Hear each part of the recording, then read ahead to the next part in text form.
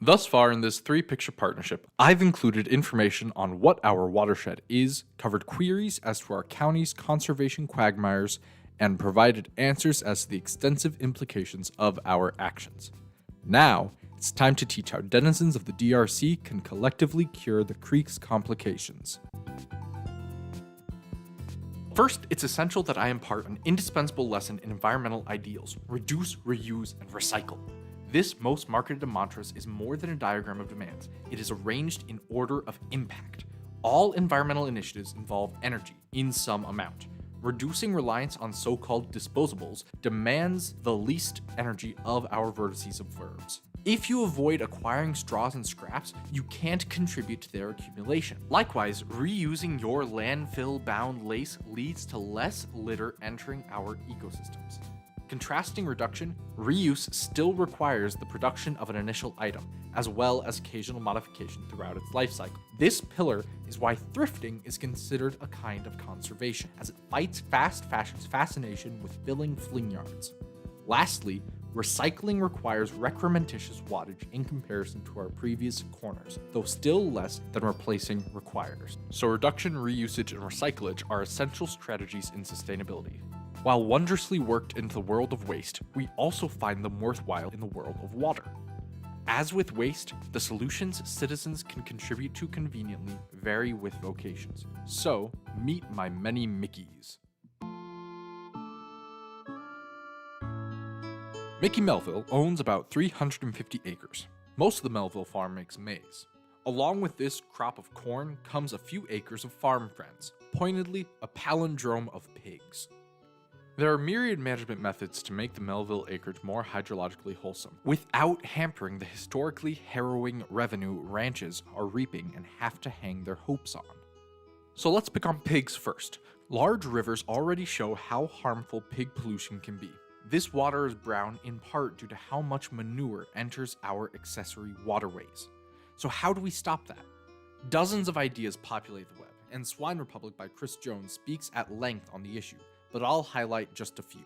First, reducing how much manure is made. This can be done by ditching dry feeders for wet dry feeders. While more expensive, this oxymoronic invention will reduce your water usage over time, saving you money. Additionally, it will reduce liquid manure production, meaning there's less dung to damage your devices and devastate downstream neighbors.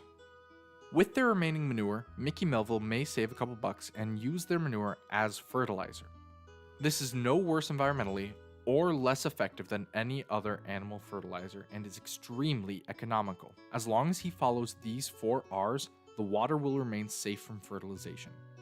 But these bores only require a relatively runty requisition of realty.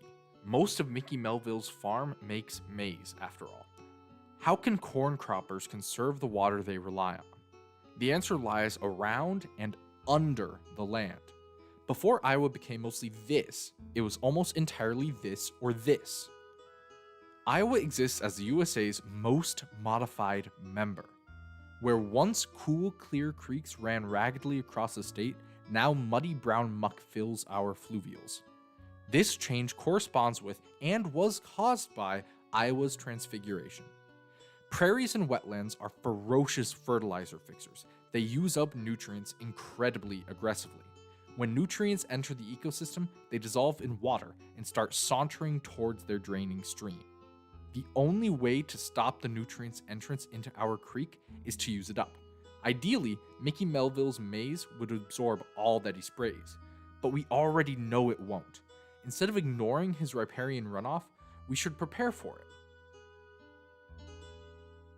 Time to talk tiling. Tiling takes control of your water table while increasing yields. When water lands on your field, it trickles down into the groundwater. When there's too much, the water table rises and chokes out your crop. While it rises, the increased saturation of the soil makes water more likely to run across the top and into a creek, taking topsoil with it and literally flushing away your farm. By adding in tiling, you increase your yields and decide where the water runs. From there, you can point your output into a patch of prairie or a bioreactor pit to treat your runoff before it drips downstream, helping yourself and your neighbors equally. This tiling technology isn't only for farmers like Mickey Melville. Mickey Michaels also had it added around his foundations to keep his house happy.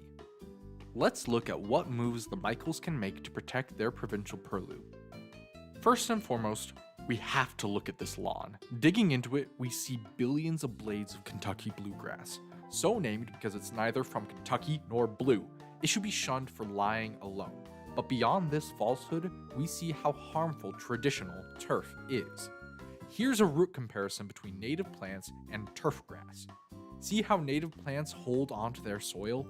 Turf grass just can't compete there. It also makes a horrible home for native wildlife, removing respite for rabbits and robins alike. Turf grass does nothing for the environment except invite invasive geese. If you're wary because turf grass is supposedly better for walking, really think back over the last month. How many times did you actually walk on that grass? If, like most Americans, you only remember the mowing, why bother?